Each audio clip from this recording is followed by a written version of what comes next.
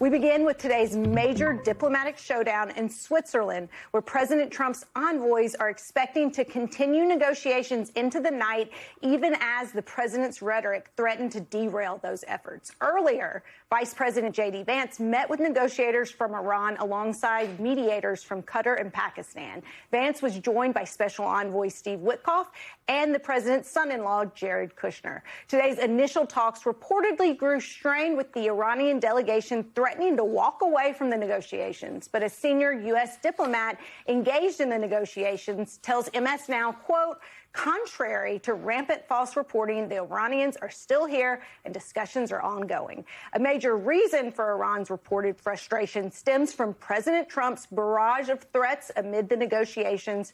First posting on Truth Social this morning, quote, "Iran must immediately stop their highly paid proxies in Lebanon from causing trouble. If they don't, we'll hit Iran very hard again, just like we did last week, only harder." He then told Fox News that he told the Iranians that they would not have a country if they close the strait. Quote, "You won't even make it back to your effing country." He also said, quote, "We may take over the strait if we have to. I'll blow the bleep out of them.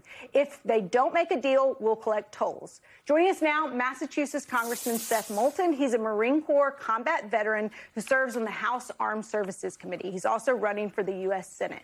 So, Congressman, when the president is publicly threatening Iran, when his own negotiators are sitting across the table trying to reach a deal, what do you make of the odds that there will be a lasting and firm deal? I mean, it's not looking good, but it hasn't looked good for a while. And what Trump is also doing is humiliating the United States. I mean, this is a total embarrassment. He has absolutely lost this war. If you just do a quick comparison between the deal that's even just being discussed and not finalized, to your point, far from being finalized, but even just the terms of the deal being discussed, it's 1,000 times worse than the deal that President Obama handed him at the beginning of his first administration. Let me play for you some sound from Senator Cory Booker this morning on Meet the Press when asked if he thinks Israel is a reliable partner in the peace negotiations. Take a listen. Between Israel and America, we have two criminal presidents. Ours, who's been indicted convicted over 30 times for criminal convictions, and theirs, who's embroiled in his own corruption, his own trials. These are two failed world leaders.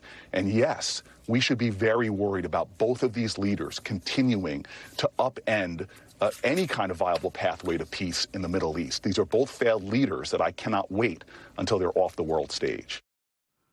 I've been making the point, Congressman, that, you know, there are almost two sets of negotiations taking place here, the one between America and Iran, but also between America and Israel, about America and Israel, and certainly what Israel's doing in Lebanon. Give me your read on that dynamic between America and Israel and how you see that either complicating matters or not.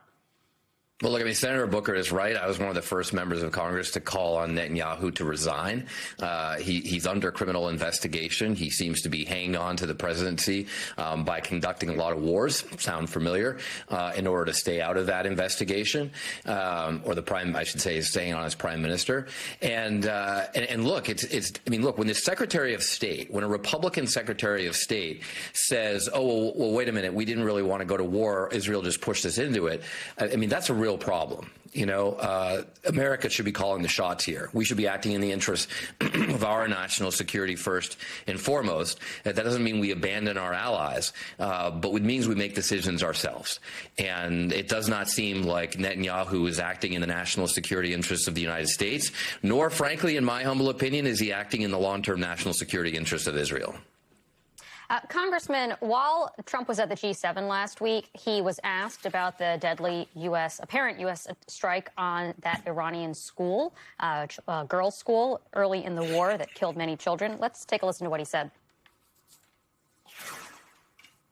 Can you now say whether you will hold anyone in your administration accountable for the strike on a school that killed more than 100 children on the first day of the war? No, if it was a fault, and as you know, that's under investigation. It's such a strange question to be asked at this state. He's talking about a long time ago, but nobody did that on purpose. Mistakes are made. War is nasty. But I know it's under investigation, and I could have a report for you tomorrow. Or I would ask Pete Hegseth that question. I mean, just the utter lack of accountability. I mean, I don't even know where to begin with that. I mean, let's be clear. This is an open and shut investigation. Everybody knows what happened. The administration just refuses to accept accountability for anything. And that starts with Donald Trump at the top, but it certainly continues with Pete Hegseth. We've asked him this question on the Armed Services Committee.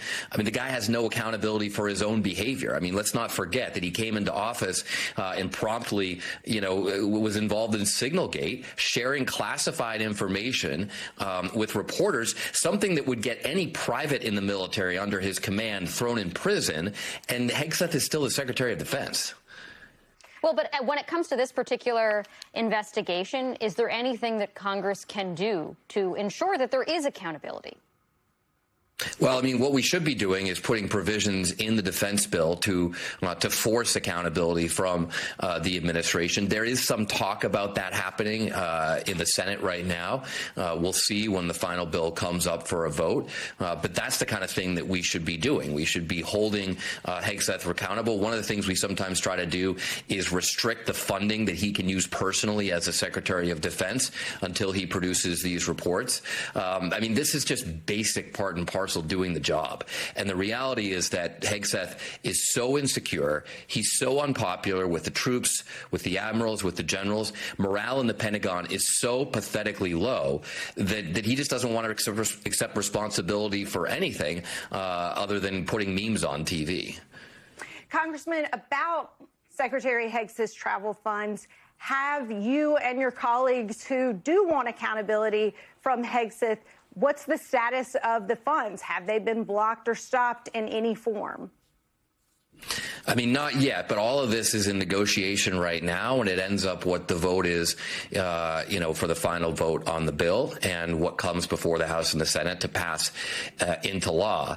But make no mistake, I mean, the Republicans don't like this guy either. I think the only job in Washington more unpopular than mucking out the reflecting pool after Trump's renovation is defending Pete Hegseth. Democrats think he's a total joke and a danger to our national security, and Republicans privately do too.